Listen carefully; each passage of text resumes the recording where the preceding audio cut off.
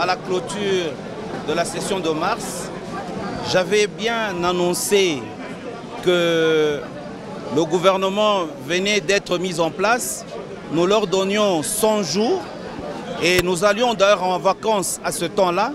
Aujourd'hui, nous revenons, c'est l'ouverture d'une session. Et si nous comptons les jours, ce gouvernement vient de faire 100 jours. Donc cela veut dire que nous pouvons maintenant bien les contrôler.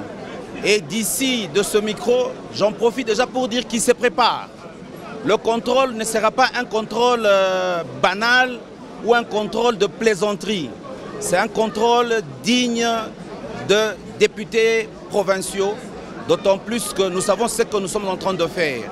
Donc le gouvernement doit se préparer au contrôle et au système de la redevabilité.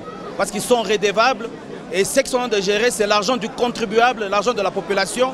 Ils doivent nous dire qu'est-ce qu'ils en font. Et d'autant plus aussi, il faut noter que la session de septembre est une session budgétaire.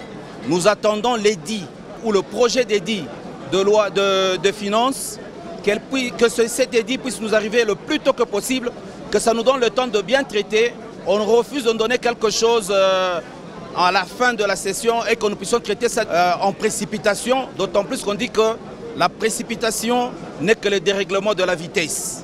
Alors si le gouvernement peut nous déposer l'édit de finances plus tôt, ça sera mieux.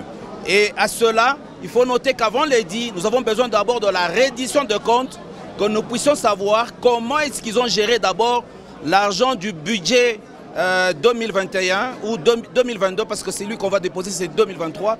Donc nous devons voir la reddition de comptes pour ce qui est du budget 2022. Est-ce que réellement ce qui a été dit dans le budget a été exécuté comme il se doit? Et ce budget de 2022 a été exécuté à combien de pourcents?